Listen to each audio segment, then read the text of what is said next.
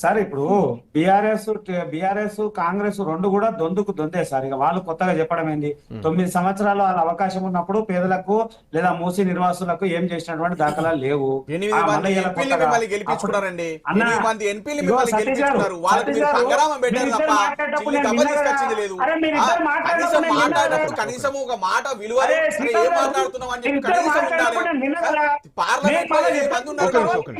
తెలంగాణ ప్రజలు గెలిపించుకుంటే ఎవరన్నా ఓ పోరిగా ఈటల రాజేందర్ గారు ఒకటి మాట్లాడుతున్నారు. ప్రజల కోసం ఓట్ల కోసం ప్రజల కోసం అడగరా? ఈ పేద ప్రజలు వాళ్ళ కేంద్రం మీకు అడిగే హక్కు లేదా? అడిగే బాధ్యత లేదా? కేవలం ఓట్లే కావాలా? జిహెచ్ఎంసీ లో ఓట్లు, జిహెచ్ఎంసీ ఎలక్షన్ లో మీకు గెలుపు కావాలంటే ఓట్లు కావాలి తప్ప మీరు సాధించేది చేసింది కూడా. ప్రేమ్ గాంధీ గారు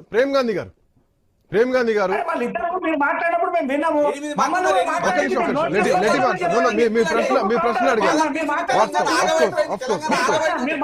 ప్రశ్న అడిగారు కదా, ఆయన సమాధానం చెప్పారు. ప్రేమ్ గాంధీ గారు ప్లీజ్.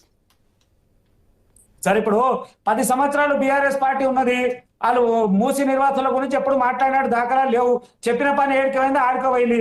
అప్పుడు వరదలు వస్తే ఏదో 10,000 తూతూ మంత్రం విడిచిపెట్టేసి మళ్ళీ ఇచ్చేసినటువంటి దాఖలాలు లేవు. 19.56 కోట్లు పెట్టి చెక్ డ్యాంలు, ప్లాస్టిక్ రబ్బర్ చెక్ డ్యాంలు పెట్టింది. ఆ రబ్బర్ చెక్ డ్యామ్ వల్ల ప్రజాధనం దుర్వినియోగమైంది, కానీ ప్రజలకు ఉపయోగపడే దాఖలాలు ఎక్కడ లేవు.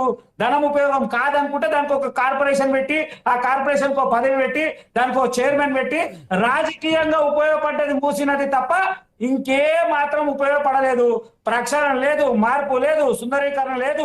అక్కడ నిర్వాసితులకు చేసినటువంటి న్యాయం ఏమీ లేదు. కొత్తగా వాళ్ళు ఏం చేసేది లేదు. ఇలా కాంగ్రెస్ అన్న హైడ్రా అన్నది, హైడ్రా నుంచి వెంటనే మూసి వైపు తిరిగితే ఒకటే చెప్తా ఉన్నాము, చేసేదాన్ని భారతీయ జనతా పార్టీ స్వాగతిస్తున్నాం. కానీ చేయాల్సిన పని ఏంది?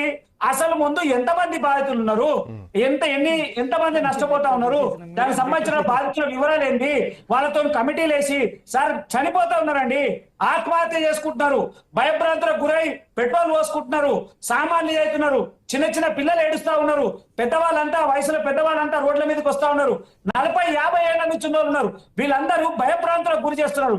2-3 లక్షల మంది పానిక్ అయ్యేటువంటి పరిస్థితి కనబడతా ఉంది. ప్రభుత్వం ఏం చేయాలండి?